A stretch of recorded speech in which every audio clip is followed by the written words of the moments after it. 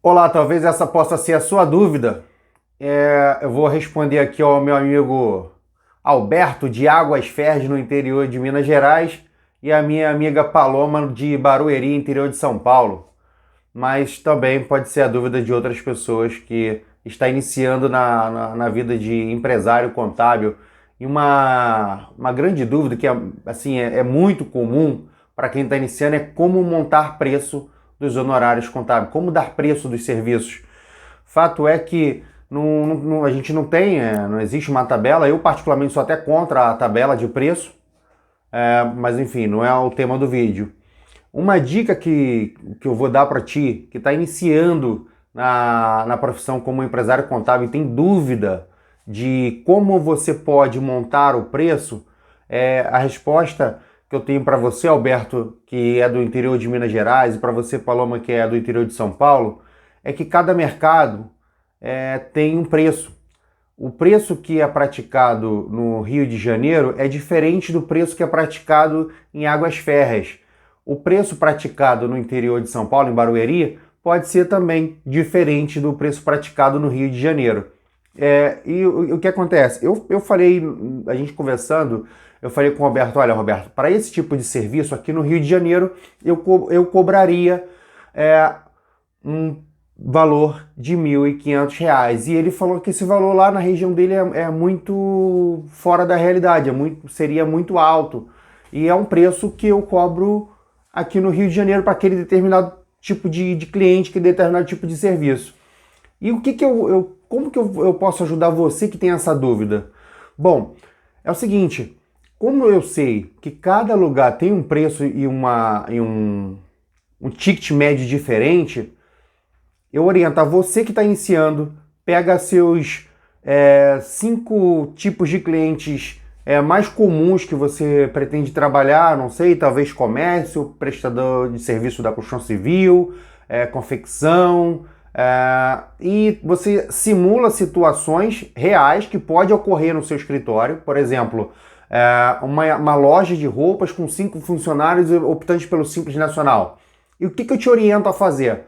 Faça uma pesquisa de preço com os escritórios de contabilidade da sua região. Pergunta, liga, peça orçamento, como se você fosse o cliente. Peça orçamento para pelo menos 5 escritórios da sua região. E você vai ter uma ideia de ticket médio. Só que isso não significa que teu preço tem que ser igual ao dos escritórios concorrentes. Veja bem, se você entrega a mesma coisa que eles entregam, você tem que cobrar mais ou menos a média que eles cobram. Agora, se você acha que você tem capacidade de entregar algo além do que eles entregam, você pode cobrar um pouco mais caro do que eles. Por quê? Você tem a justificativa do algo a mais que você está entregando do serviço contábil. Uma outra orientação é, por exemplo, um cara quer legalizar uma empresa total do zero. Eu aconselho a você, ao fechar um valor com ele, cobrar 50% de sinal do valor da legalização, seja ele qual for o valor que você escolheu, que você optou, que você passou para o cliente, é o que eu faço, cobra 50% de sinal. Ao legalizar essa empresa, na parte da formalização da documentação, você faz um termo à parte, onde ele leu todo o contrato, ele está de acordo com tudo que está ali escrito, porque para não ter nenhum tipo de divergência depois de informação, o cliente talvez falar que aquela atividade não foi aquela que ele te passou, ou de repente tem alguma coisa ali que ele não foi que ele te falou. Então, assim, trabalhe com transparência, com honestidade, com clareza, e para sua segurança tem esse termo, esse documento, onde você vai poder esclarecer numa futura divergência de opinião, o que está escrito ali é o que foi passado para o cliente e ele assinou um termo que ele concorda com o que está ali. Então, o que vai estar no contrato? Cláusulas de capital social, que é o cliente que te passa, atividade comercial, que é o cliente que te passa, nome de fantasia, é o cliente que passa, a razão social, é o cliente que passa. Então, assim, é muito comum as pessoas na pressa aí aceitam informação via WhatsApp, aceita via telefone, eu oriento você a captar essas informações via e-mail, onde fica por escrito e documentado, e na hora de você passar o preço desse serviço, como você já fez uma média dos preços na sua região, você vai saber cobrar um pouco mais, um pouco menos, você vai saber a média de quanto você tem que cobrar perante os seus serviços contábeis para aquela região. Eu vou citar o exemplo do meu amigo Alberto. Ele tinha feito uma pergunta de um processo de abertura de empresa. Eu tinha passado esse valor, que eu cobraria R$ 1.500, é meu ticket médio da minha empresa, para a gente cobra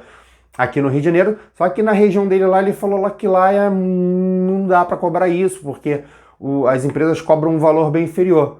Tudo bem, não tem nada de errado. Isso é mercado. Cada mercado tem o seu preço. Lá o preço é um, aqui é outro, em São Paulo é outro, não tem problema. O que você tem que fazer para você saber qual é a média de preço do seu mercado é fazer uma pesquisa de preço, né? E com essa pesquisa de preço, você vai ter uma noção de quanto você tem que dar. Uma outra orientação, antigamente você usava muito no escritório de contabilidade, lançamentos contábeis para definir preços. Eu, particularmente, não uso mais o lançamento contábil para definir preço. Eu tenho um preço padrão por departamento. Então, olha lá, tem o departamento pessoal, departamento fiscal, departamento contábil. Porque eu não uso mais a classificação como uma questão de base para preço. Por quê? O meu software, o meu sistema, a gente trabalha muito com integralização e com importação de dados. Então, assim, diminuiu muito a minha mão de obra com relação à digitação. A gente faz muito importação, então, nesse sentido, barateou. Só que, em contrapartida, eu tenho um preço determinado por funcionário. Então, lá eu tenho departamento fiscal, departamento contábil, departamento de legalização e departamento pessoal. Aonde que tem variações? No departamento de pessoal. Por quê? Tem empresas que ela tem uma quantidade imensa de movimentações trabalhistas, admissões, demissões, e isso causa grande trabalho. E a gente, com a entrada do e-social, a gente passou a ter um pouco mais...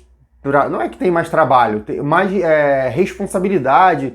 Na verdade, não é nem a responsabilidade, mas assim, o risco de informações incorretas gera multas para o escritório contábil, que é o responsável por passar essa informação para o fisco, para o governo. Então, assim, por questão de qualificação do seu profissional que está ali trabalhando e questão também de aumentar a demanda de trabalho, por exemplo, se você tem uma empresa com um funcionário, você não pode ter o mesmo honorário porque você me dá menos trabalho de uma empresa que tem 10 funcionários. Para isso, a gente usa no nosso plano de negócio a situação de que se a pessoa tem funcionário, ela paga determinado valor pelo departamento pessoal, mais um valor por cada funcionário que ela venha a ter.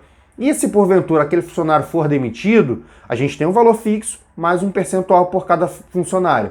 Se aquele funcionário for demitido, a gente retira aquele valor. Exemplo, construção civil, restaurante, que tem muita rotatividade de funcionário, e aí você, porventura, a empresa contrata mais 10 funcionários, demite 5, e é uma loucura.